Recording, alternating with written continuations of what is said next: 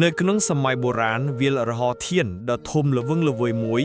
បានលាតសន្ធឹងនៅចំពោះមុខជនជាតិអ៊ីស្រាអែលពួកគេបានធ្វើដំណើរយ៉ាងឆ្ងាយពីប្រទេសអេស៊ីបហើយពួករបស់ពួកគេបានស្រែកឃ្លានយ៉ាងខ្លាំង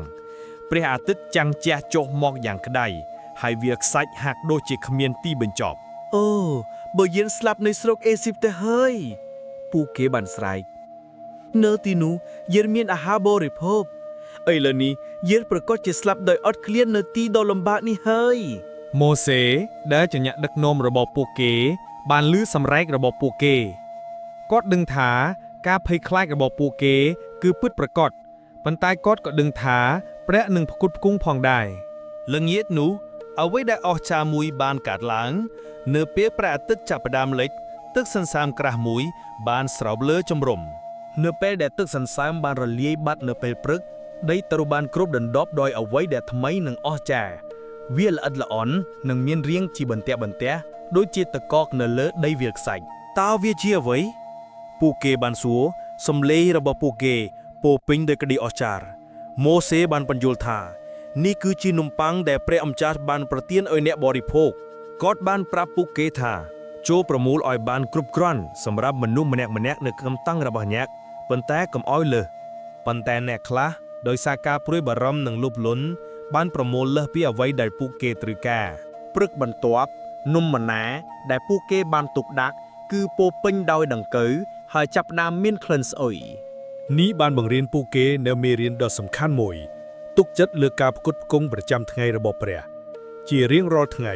ពួកគេត្រូវប្រមូលតែអ្វីដែលពួកគេត្រូវការប៉ុណ្ណោះប៉ុន្តែមានច្បាប់ពិសេសមួយសម្រាប់ថ្ងៃសាបាតដែលជាថ្ងៃសម្រាកនៅថ្ងៃទី6ពួកគេត្រូវប្រមូលឲ្យបាន2ដងហើយដោយអភូតហេតុនំម៉ាណាដែលប្រមូលបាននៅថ្ងៃទី6មិនខូចទេនៅថ្ងៃសាបាតាពួកគេបានសម្រាកហើយរីករាយនឹងនំម៉ាណាដែលពួកគេបានប្រមូលដោយប្រុងប្រយ័ត្ននៅថ្ងៃមុននំម៉ាណាគឺជាអំណោយមួយប៉ុន្តែវានៅតែតម្រូវឲ្យមានការខិតខំប្រមូលហើយការរៀបចំវាមិនថាដុតនំឬស្ងោរនោះទេទាមទារការយកចិត្តទុកដាក់និងការថែទាំពួកគេបានរៀនថាទោះបីជាមានអំណោយពីស្ថានសួគ៌ក៏ដោយការខិតខំប្រឹងប្រែងបានធ្វើឲ្យវាពិតជាបំពេញចិត្តប៉ុន្មានឆ្នាំក្រោយមកនៅពេលដែលនំម៉ាណាឈប់លេចឡើងជនជាតិអ៊ីស្រាអែលបានចងចាំមេរៀនដែលវាបានបង្រៀនពួកគេយល់ថាភាពបរិបូរណ៍ពិតប្រាកដមិនមែនមកពីការទទួលប៉ុណ្ណោះទេប៉ុន្តែមកពីការចូលរួមយ៉ាងសកម្មក្នុងពរជ័យរបស់ពួកគេការធ្វើដំណើររបស់ពួកគេឆ្លងកាត់វាលរហោឋានបានបង្រៀនពួកគេនៅតម្លៃនៃការខិតខំប្រចាំថ្ងៃនៃការជឿទុកចិត្តលើការផ្គត់ផ្គង់និងការពេញចិត្តដែលកើតចេញពីការរួមចំណែកដល់សុខុមាលភាពរបស់ពួកគេផ្ទាល់នំម៉ាណាគឺជាអំណោយដ៏ទេវភាព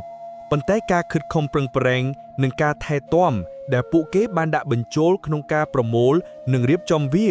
បានធ្វើឲ្យជីវិតរបស់ពួកគេពិតជាសម្បូរបែប